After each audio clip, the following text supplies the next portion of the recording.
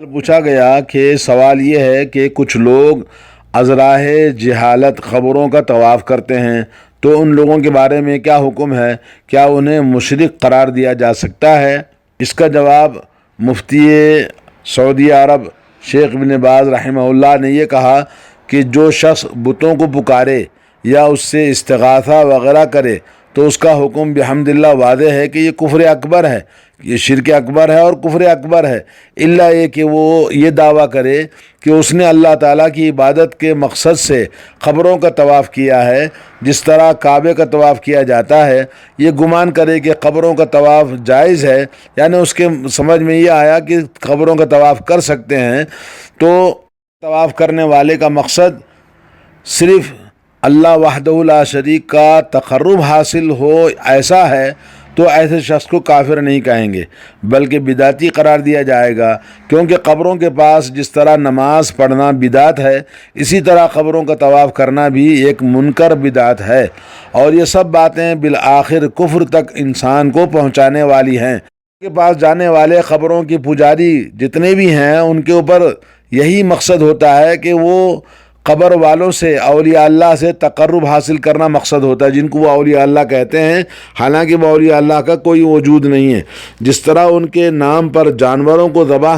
کیے جاتے ہیں، ان کے نام کی نظریں اور چادریں چڑھاتے ہیں، ان کا تقرب حاصل کرنا چاہتے ہیں، تو یہ تمام چیزیں شرک اکبر کی صورتیں ہیں۔ جو شخص ان کا ارتکاب کرتے ہوئے مر جائے وہ کافر ہے، اور اسے نہ غسل دیا جائے گا، نہ اس کا نہ جنازہ پڑھا جائے گا،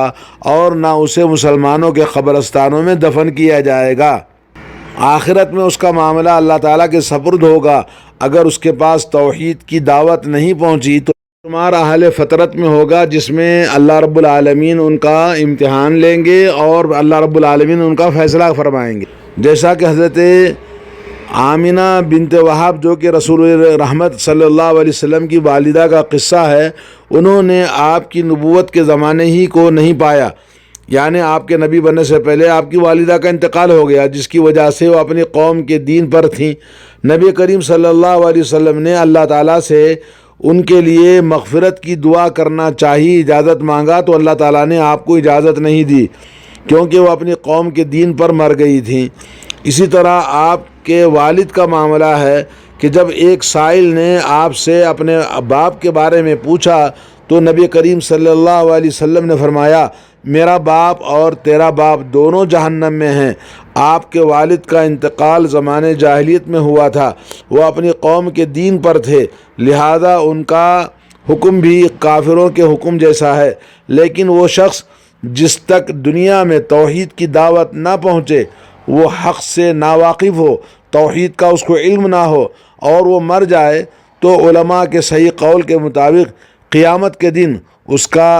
امتحان ہوگا۔ اگر امتحان میں کامیاب ہو گیا تو جنت میں داخل ہوگا، اگر امتحان میں ناکام رہا تو جہنم رسید ہوگا۔ ان تمام اہل فطرت جن کو کہتے ہیں، ان کے بارے میں یہی حکم ہے۔ جن تک دین کی دعوت نہیں پہنچ سکی تھی، ارشاد باری تعالیٰ ہے، وَمَا كُنَّا مُعَذِّبِينَ حَتَّى نَبْعَثَ رَسُولًا، اور جب تک ہم پیغمبر نہ بھیج لیں عذاب نہیں دیا جائے گا، یعنی اللہ تبارک و تعالیٰ کسی بھی قوم کو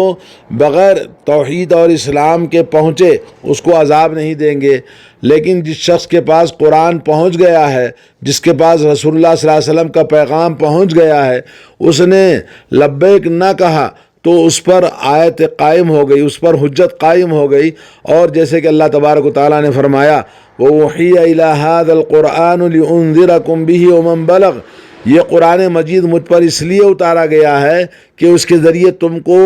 اور جس شخص تک یہ دعوت پہنچے اس کو آگاہ کر دوں۔ اور اللہ نے فرمایا، هَٰذَا بَلَاغٌ لِلنَّاسِ وَلِيُنذَرُوا بِهِ، سورہ ابراہیم، یہ قرآن کریم لوگوں کے نام اللہ کا پیغام ہے تاکہ ان کو اس سے ڈرایا جائے۔ دوستو بھائیو، جس شخص کے پاس قرآن اور اسلام پہنچ جائے اور وہ پھر دائرہ اسلام میں داخل نہ ہو تو وہ کافر ہے۔ صحیح حدیث میں ہے کہ نبی کریم صلی اللہ علیہ وسلم نے فرمایا، اس ذات کی قسم جس کے ہاتھ میں میری جان ہے، اس امت میں سے جو یہودی اور عیسائی بھی میرے بارے میں سنے پھر مر جائے اور اس دین پر ایمان نہ لائے جس کے ساتھ مجھے اللہ نے بھیجا ہے تو وہ اہل جہنم میں سے ہوگا۔ صحیح مسلم۔ اور اس حدیث میں نبی کریم صلی اللہ علیہ وسلم کی بعثت کے بارے میں سنتے ہی آدمی کو چاہیے کہ اس پر حجت پوری ہو گئی، اور توحید کے بارے میں جاننے کے بعد لوگوں کا انکار کرنا، قبروں پر، اولیاء اللہ کی مزاروں پر، درگاہوں پر جا کر اپنی فاتحہ، نیاز، نظر و نیاز اور چادریں چڑھانا اور وہاں دعائیں کرنا، وہاں طواف کرنا، وہاں کھڑے رہنا، وہاں پر صوفی بن کر جو مراقبہ کرتے ہیں، یہ تمام چیزیں شرک اکبر ہیں۔ تو ایسے لوگ پھر اس حدیث کے بارے میں جان لیں کہ توحید کی پہنچی ہے، لوگ انہوں نے بتا دیا کہ یہ شرک ہے، یہ کام مزاروں پر جانا نبی کا دین نہیں ہے۔ دنیا میں جہاں کہیں مسلمان اسلام کا نام لینے والے قبروں پر جاتے ہیں، مزاروں پر، درگاہوں پر جاتے ہیں، فاتحہ، نیاز اور وہاں پر عرس، میلہ ٹھیلا، چادریں چڑھانا، منتیں ماننا، نظر و نیاز کرنا، اگر ایسا کرتے ہیں تو ان کا کھلم کھلا کافر ہونا ثابت ہے۔ باقی رہا یہ مسئلہ کہ وہ روز قیامت نجات پائے گا کہ نہیں پائے گا، تو یہ معاملہ اللہ سبحانہ و تعالیٰ کے سپرد ہے۔ اگر اسے دعوت نہیں پہنچی ہے اور رسول اللہ صلی اللہ علیہ وسلم کی بعثت کے بارے میں اگر انسان کو معلوم نہیں ہوا ہے، قیامت کے دن اس کا امتحان لیا جائے گا۔ اس طرح سے کہ نبی علیہ الصلوۃ والسلام کی حدیث ہے، حضرت اسود ابن السریع کہتے ہیں کہ اللہ کے نبی صلی اللہ علیہ وسلم نے فرمایا کہ اس کے پاس ایک جہنم کا ایک شعلہ آئے گا آگ کا، اور اس سے کہا جائے گا کہ اس میں داخل ہو جاؤ۔ اگر وہ داخل ہو گیا تو آگ، جیسا کہ حدیث میں موجود ہے، اس آگ میں وہ داخل ہوگا تو آگ اس کے لیے ٹھنڈی اور سلامتی والی بن جائے گی۔ اگر اس نے آگ میں داخل ہونے سے انکار کیا تو یہ آگ کا شعلہ اس کے گرد لپیٹ جائے گا اور وہ جہنم رسید ہو جائے گا۔ اللہ تعالی ہم سب کو سلامت اور محفوظ رکھے اس طرح کے شرک اور بدعات سے۔ خلاصہ کلام یہ ہے کہ جس تک دعوت توحید نہ پہنچے، جیسے کہ وہ لوگ جو اطراف دنیا میں رہتے ہیں، بہت سارے ایسے جگہ ہے جہاں پر اسلام ابھی نہیں پہنچا ہے، تو جن کا تعلق اوقات فطرت میں سے ہے لیکن وہ مجنون اور بے عقل ہوں، تو یہ اور ان جیسے دیگر لوگ مشرکوں کے ان بچوں کی طرح ہیں جو چھوٹی عمر میں فوت ہو جاتے ہیں۔ مشرکوں کے وہ تمام بچے جو بلوغت سے پہلے فوت ہو جائیں، ان کا معاملہ بھی اللہ تبارک و تعالیٰ کے سپرد ہے، کیونکہ اللہ تعالیٰ ہی جانتا ہے کہ وہ کیا عمل کرنے والے تھے بڑے ہو کر۔ نبی کریم صلی اللہ علیہ وسلم سے بھی جب سوال کیا گیا ان مشرکین کے بچوں کے بارے میں جو اسلام میں آنے سے پہلے انتقال کر گئے تھے، تو آپ صلی اللہ علیہ وسلم نے بھی یہی جواب دیا کہ وہ فطرت والے ہیں، ان کا امتحان لیا جائے گا۔ اللہ سبحانہ و تعالیٰ کے علم کے اظہار روز قیامت ان کے امتحان سے ہوگا، اور جو امتحان میں کامیاب رہا وہ جنت میں داخل ہوگا، اور جو ناکام رہا تو وہ جہنم رسید ہوگا۔ لا حول ولا قوت الا باللہ۔ اللہ تبارک و تعالی ہمیں مسلمانوں کو عقل اور بصیرت اور علم کی سمجھ عطا فرمائے، توحید پر چلنے کی توفیق عطا فرمائے۔ قرآن و سنت کا علم اللہ تبارک و تعالی ہم سب کو نشر و اشاعت کرنے، دعوت کا کام کرنے اور اس کو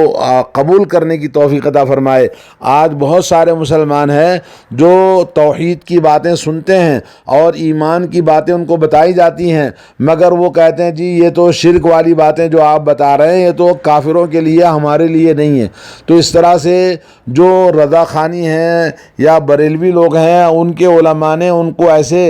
گھمایا ہوا ہے کہ وہ کہتے ہیں کہ یہ تو ہمارے لیے نہیں ہے، کافروں کے لیے آیتیں نازل ہوئی ہیں جو شرک کے بارے میں قرآن کے اندر موجود ہے۔ لا حول ولا قوت الا باللہ۔ تو دوستو بھائیو، آج ہمیں بہت شدید ضرورت ہے کہ ان لوگوں کو جہنم سے بچائیں جو درگاہ، مزار، بابا، فاتحہ، نیاز اور اسی طرح منتیں ماننا، وہاں جانا، خبروں کو پختہ بنانا، عرس، میلے ٹھیلے کرنا، یہ تمام چیزیں جو محرم میں اور شیعہ کا جو دین ہے وہ سارا کا سارا خبروں سے جڑا ہوا ہے۔ اس لیے آپ دیکھیں گے صرف کربلا، شہادت حسین، یاد حسین، دین اور مزاروں اور درگاہوں کا ہی دین ان کا دین ہے، باقی اسلام ان کا دین نہیں ہے، اور قرآن و سنت ان کا دین نہیں ہے، ان کا الگ دین ہے، تو اس لیے مسلمان نہیں ہیں وہ لوگ۔ تبارک و تعالی ہم تمام کو نبی علیہ الصلوۃ والسلام کو صحیح پہچاننے اور نبی کی سنتوں کو جاننے اور عمل کرنے کی توفیق عطا فرمائے۔ السلام علیکم ورحمۃ اللہ وبرکاتہ۔